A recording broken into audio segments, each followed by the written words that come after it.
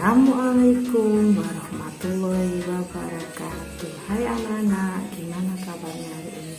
Baik-baik saja kan? Alhamdulillah, luar biasa, tetap semangat. Allahu Akbar. Sebelum pembelajaran dimulai, kita berdoa terlebih dahulu agar ilmunya bermanfaat nantinya. Berdoa mulai, doa selesai. Perhatikan pembelajaran hari ini ya anak-anak.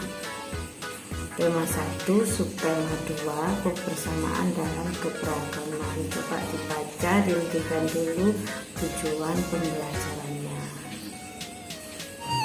Dibaca ya anak-anak.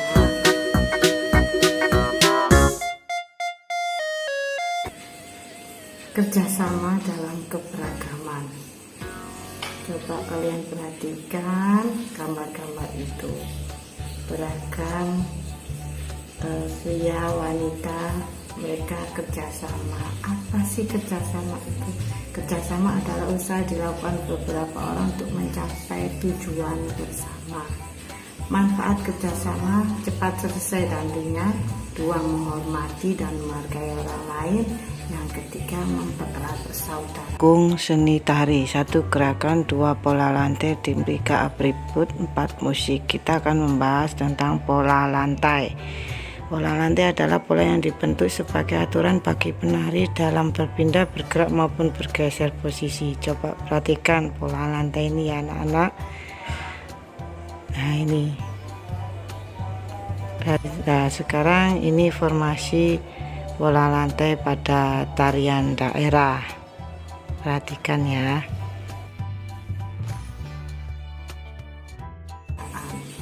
Perbedaan bukan penghalang. Di Indonesia ada 6 agama yang diakui, yaitu Islam, Kristen, Protestan, Kristen Katolik, Hindu, Buddha, dan Konghucu.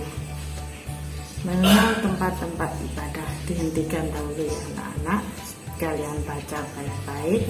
Itu ada hari raya, kitab suci, dan rumah ibadahnya. Suku bangsa di Indonesia. Suku adalah suatu golongan manusia yang anggota-anggotanya mengidentifikasi dirinya. Identitas ini ditandai dengan pengakuan dari orang lain akan ciri khas kelompok. Nah, coba ini suku Jawa. Suku Jawa paling banyak itu ada di Jawa Tengah dan daerah istimewa Yogyakarta. Nah, ini suku Sunda. Suku Sunda ini dari Jawa Barat. Ya, seperti Banten, Jakarta. Nah ini suku Batak yang kebanyakan di Sumatera Utara. Ada Batak Toba, Batak Batak, Batak Mandailing, dan Batak Karo. Nah ini suku Betawi. Suku Betawi ini ada di Pulau Jawa, tepatnya di DKI Jakarta. Ini keturunan Batavia. Nah ini ada macam-macam rumah adat. Rumah Gadang Sumatera Barat, rumah Joglo Jawa,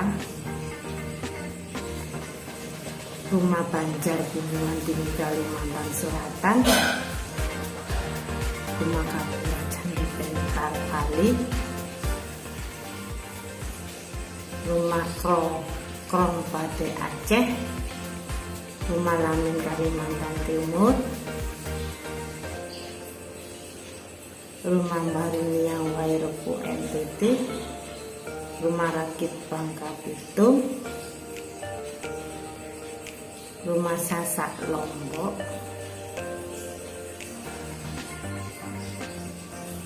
ini rumah Tongkonan Sulawesi Selatan. Perhatikan gambarnya ya anak. Adat rumah adat Baduy Banten, rumah adat Nomor Sesat Lampung. Ini biasanya ada pertanyaan seperti ini. Rumah Bangsal Kencono Yogyakarta, ada gambar, disebutkan namanya dan asalnya. Rumah Kebaya DKI Jakarta, rumah Panggung Kajang Leko, rumah Tanean Lanjan Madura, Honai Papua. Nah ini bagian-bagian telinga. Coba disimak baik-baik penjelasan Ibu Julaiha.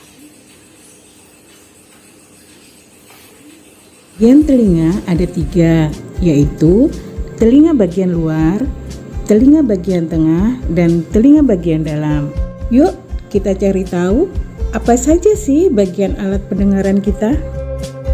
Bagian dan fungsi telinga luar. Bagian telinga luar adalah bagian telinga yang bisa kita lihat dari luar tubuh ya anak-anak. Bagian ini adalah daun telinga dan lubang telinga. Fungsi daun telinga dan lubang telinga adalah bekerja sebagai corong yang menangkap gelombang suara. Bagian telinga luar yang lain adalah saluran telinga luar.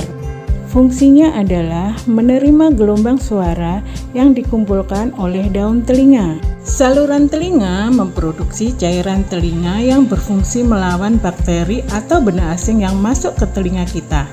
Karena lengket, cairan itu bisa membuat kotoran terperangkap, sehingga menjaga telinga tetap bersih. Sekarang kita masuk ke telinga bagian tengah ya anak-anak. Di bagian tengah ini pertama kali kita akan berjumpa dengan gendang telinga. Gendang telinga ini berupa selaput yang sangat tipis, sehingga gendang telinga merupakan bagian yang sangat sensitif. Seperti gendang yang dipukul dan menghasilkan suara, gendang telinga juga bergetar karena gelombang suara yang dikumpulkan oleh bagian telinga luar.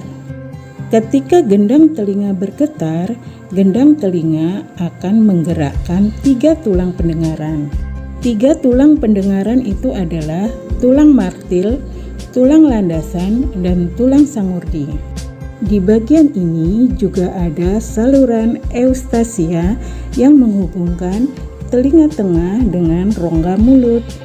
Saluran eustasia berfungsi menyamakan tekanan udara luar dengan udara di tengah, sehingga tidak merusak gendang telinga. Nah anak-anak, sekarang kita sampai ke bagian telinga dalam. Nah, di bagian ini kita akan berjumpa dengan koklea yang juga dikenal dengan nama rumah siput karena bentuknya seperti siput. Anak-anak, koklea ini berisi cairan. Getaran dari tulang pendengaran nantinya akan membuat cairan dalam koklea bergelombang. Di dalam koklea juga ada rambut-rambut kecil yang memberikan sinyal kepada otak ketika cairan dalam koklea bergerak. Dan otak kita pun menerima sinyal itu sebagai suara. Sehingga kita bisa mendengar suara dari gelombang bunyi yang ditangkap oleh telinga luar deh. Wah, artinya proses kita bisa mendengar suara terjadi begitu cepat ya.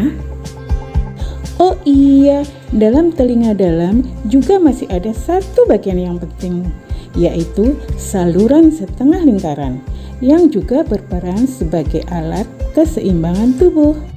Cara membuat ringkasan, dihentikan dulu ya anak-anak, kalian baca.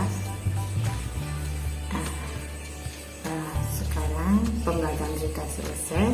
Assalamualaikum warahmatullahi wabarakatuh. Tetap semangat meskipun di masa pandemi